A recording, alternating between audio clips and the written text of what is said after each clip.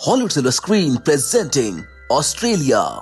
कहानी की शुरुआत ईयर 1939 में वर्ल्ड वॉर से कुछ हफ्तों पहले होती है, जहां सेरा नाम की एक लेडी इंग्लैंड से अपने हस्बैंड के पास ऑस्ट्रेलिया चली आती है ताकि वो अपने हस्बैंड को कन्विंस कर सके फार अवे डाउन नाम के डोमेस्टिक फार्म को बेचने के लिए। ऑस्ट्रेलिया पहुंचने से पहले ही सेरा के हस्बैंड ने एक बहादुर और ईमानदार आदमी को हायर किया होता है जो सेफली सेरा को फार्म हाउस तक लेकर आएगा। इस आदमी का नाम ड्रोवर है और ये सभी कैटल्स को एक साथ कंट्रोल करने में एक्सपर्ट है। फार अवे डाउन नॉर्थ में एकमात्र ऐसा कैटल हाउस है जिसको बीफ इंडस्ट्री के टाइकून किंग कार्नी नहीं खरीद पाए हैं, लेकिन किंग कार्नी इस कैटल हाउस को किसी भी हालत में चाहते हैं, इसलिए उन्होंने फार अवे डाउन के मैनेजर को लालच देकर अपने यहाँ पर रख लिया था। सेरा को ड्रोवर एक बार फिर फ्लाइट में मिलता है, जहाँ ड्रोवर सेरा को पहचान कर उसको फार्म हाउस वापस ले आता है। वो बताता है कि ना कोई मुझको हायर कर सकता है और ना ही कोई फायर कर सकता है। ड्रोवर के साथ उसके दोस्त भी चलते हैं जिनका नाम मैगरी और गुलाज होता है। एक दिन के सफर के बाद ड्रोवर फाइनली सारा को लेकर फार अवे डाउन पहुंच जाता है। फार्म हाउस पहुंचकर जब सेरा घर के अंदर एंटर करती है तो वो अपने हस्बैंड को जमीन पर पड़े हुए पाती है, जो कि मारा जा चुका है, यानी सारा के आने से पहले किसी ने उसके हस्बैंड को मार दिया था।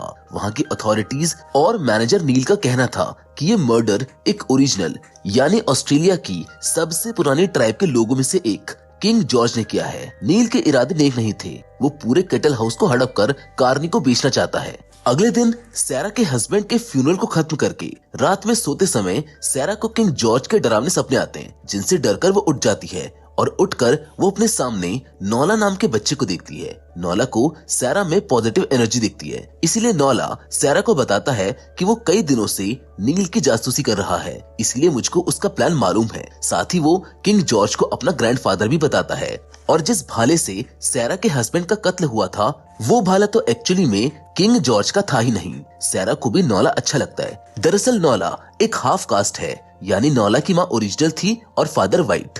अगली सुबह सेरा सारी बात नील को बताती है। नील बात को घुमाने की कोशिश करने लगते हैं। सेरा वापस इंग्लैंड जाने का फैसला करती है, मगर रास्ते में उसको एक बंद विंडमिल दिखाई देता है जिसके बारे में वो नील से पूछती है। नील उस विंडमिल को खराब बताता है, बट नौला उसी समय विंडमिल को चालू करके नील का झूठ सेरा के सामने खोल देता है। सेरा नील को नौकरी से निकाल देती है, लेकिन जाने से पहले नील धमकी देते हुए ये कहता है कि वो ये फार्म हाउस लेकर ही रहेगा। वो ये कहते हुए अपने लोगों के साथ वहाँ से चला जाता है।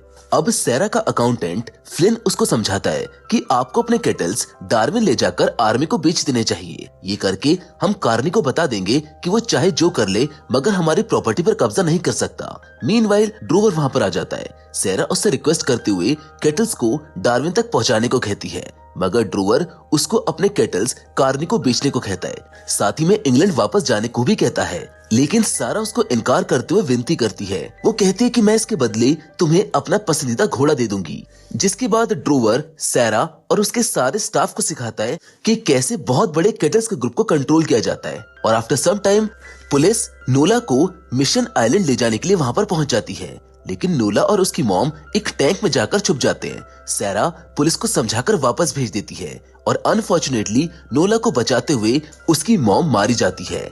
किंग जॉर्ज ऊपर से सब कुछ देख रहे होते हैं। डेजी उनकी बेटी थी। डेजी यानी नोला की मॉम, जिसकी मौत से नोला को काफी धक्का लगता है। सेरा उसके लिए ओवर द रेनबो गाना गाती है। अगली सुबह सेरा ड्रोवर को केटल डार्विन तक ले जाने को कहती है ताकि कार्नी से पहले वो अपने केटल्स आर्मी को बेच सके। ड्रोवर अपने साथ 7 लोगों की टीम बनाता है। उन्हें 1500 के आसपास केटल्स को डार्विन तक लेकर जाना था, जिसमें कई सारी परेशानियां आने वाली थी। सभी लोग काफी दूर पहुंचकर एक खाई के बगल में अपना कैंप बनाते हैं। अब तक ये बात कार्नी को पता चल चुकी थी, इसीलिए वो नील को ये बात बताकर उनके पीछे भेज देता है। नील खाई के पास पहुंचकर आग लगा देता है, जिस वजह से केटल्स खाई की तरफ भागना चालू कर देती हैं। केटल्स को बचाने के लिए ड्रोवर और उसकी टीम काफी मेहनत करती है, मगर फ्लिन और सेरा अपनी बहादुरी से केटल्स को खाई में गिरने से बचा लेते हैं। लेकिन एक बार फिर से अनफॉर्चुनेटली नोला को बचाते हुए फ्लिन की जान चली जाती है।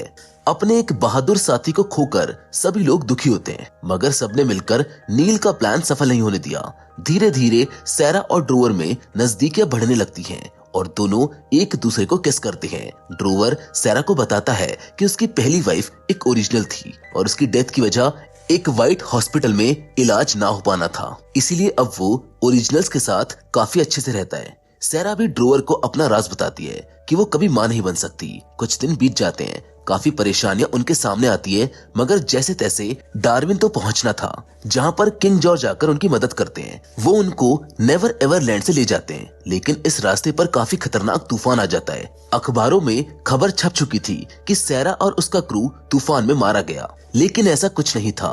सैरा अपने क्रू के साथ डार्विन पहुंच जाती है और आकर कार्नी से 20% कम दाम पर डील करने की पेशकश रखती है। सरप्राइजिंगली कार्नी कहता है कि डील तो अच्छी है, मगर थोड़ा लेट हो गए, ये डील क्लोज हो चुकी है। जिस पर कैप्टन कहते हैं कि जब तक केटल्स शिप पर सवार नहीं हो जाते तब तक डील ओपन है। सैरा और कार्नी अपने केटल्स को शिप में लोड करने के कंपटीशन में लग जाते हैं, लेकिन मौका पाकर ड्रोवर कार्नी की केटल्स का गेट क्लोज करके रास्ता रोक देता है और अपनी केटल्स को शिप में लोड कर देता है। इस तरह ये डील उनको मिल जाती है।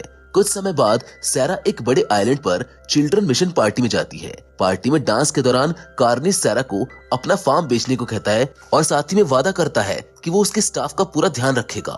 सैरा उसकी बात मानकर फार्म बेचने वाली होती है, मगर ड्रोवर को देखकर वो अपना ख्याल बदल देती है। सैरा कार्नी को बताती है कि नील ने ही उसके हस्बैंड को मारा था। ये बात जान कार्नी नील को पूरी तरह से बर्खास्त कर देता है।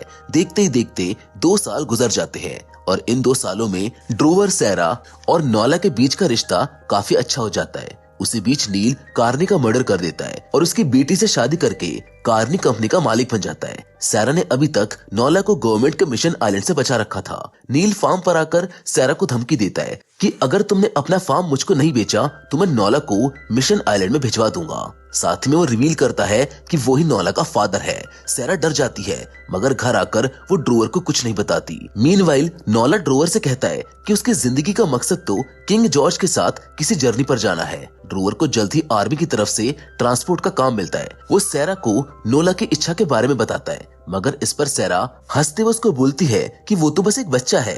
अगली सुबह नॉला कहीं नहीं मिलता। सैरा उसके बारे में ड्रोवर से पूछती है। ड्रोवर जवाब देते हुए कहता है कि हो सकता है कि शायद वो अपनी जर्नी पर चला गया है। इस बात को लेकर सैरा और ड्रोवर के बीच में झगड़ा हो जाता है। झगड़े के बाद सैरा उसे नॉला को ढूंढने के लिए मदद मांगती है, मगर गुस्साया ड्रोवर फार अवे डाउन को छोड़कर चला जाता है। सैरा ड्रोवर और नॉला को खुद से दूर जाते हुए बस देखती रहती है, जबकि दूसरी ओर गवर्नमेंट ऑफिशियल्स नॉला को मिशन आइलैंड के लिए पकड़ लेते हैं। साथ ही पुलिस किंग जॉर्ज को सैरा के हस्बैंड का मर्डर करने के इल्जाम में गिरफ्तार कर लेती है। गवर्नमेंट नॉला जैसे और भी बच्चों को मिशन आइलैंड भेजने के लिए लोड कर ही रहे होते हैं कि तभी सैरा आकर नॉला को ढूंढ लेती है, मगर अब वो कुछ नहीं कर सकती।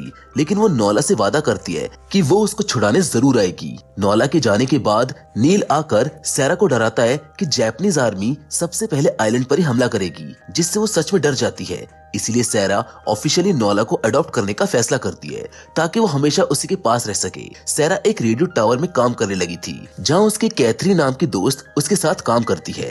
नील के बताए अनुसार जापानीज सबसे पहले आइलैंड पर ही हमला करते हैं, जिस वजह से काफी तबाही होती है। धीरे धीरे जापानीज डार्विन की तरफ बढ़ते हुए रेडियो टावर पर हमला कर बॉम्ब गिरा देते हैं। ड्रोवर को भी अभी तक हमले की खबर मिल जाती है, मगर उसका दोस्त उसको समझाता है कि हो सकता है कि शायद नॉला कहीं गया ही ना हो। डार्विन पर हुए हमले के बाद ड्रोवर को लगता है कि इस हमले में सारा भी मारी गई होगी, लेकिन किस्मत से वो बच जाती है। पर अनफॉर्चुनेटली कैथरीन मारी जाती है। सैरा को नॉला की चिंता सताने लगती है।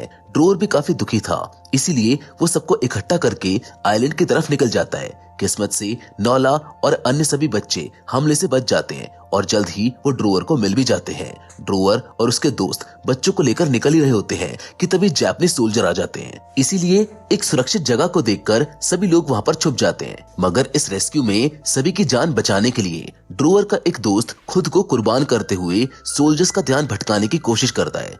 इसी बीच सभी लोग बोट में सवार होकर वहां से निकल जाते हैं, जबकि ड्रोवर सभी बच्चों को लेकर डार्विन वापस आ जाता है, जहां नॉला को देखकर सारा बेहद खुश हो जाती है। लेकिन उससे भी ज्यादा वो इस बात से खुश थी कि ये सब ड्रोवर ने किया है। And after some time army सभी बच्चों को सेफली वहां से ले जाती है। इधर नील अपनी वाइफ को खोकर काफी दुखी होता है, जिससे सारा की खुशी देखी नहीं जाती। इसीलिए वो गन उठाकर नोला पर निशाना लगाने लगता है। नोला को बचाने के लिए सारा और ड्रोवर भागते हैं, जिनको दूर से किंग जॉर्ज देख रहे होते हैं, जो नील के गोली चलाने से पहले ही एक लोहे की रॉड से उसके ऊपर हमला कर देते हैं, जिससे उसकी मौत हो जाती है।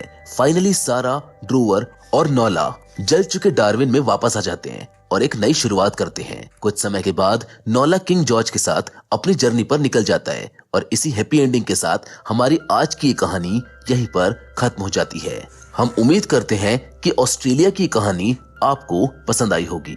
फिलहाल तो आज की वीडियो में बस इतना ही, लेकिन हमेशा की तरह प्लीज आप हमको कमेंट करके जरूर बताइएगा कि आपको कैसी लगी। So it's time to wrap up our video, लेकिन मिलेंगे आपसे एक और नई इंटरेस्टिंग कहानी के साथ। लेकिन तब तक के लिए धन्यवाद।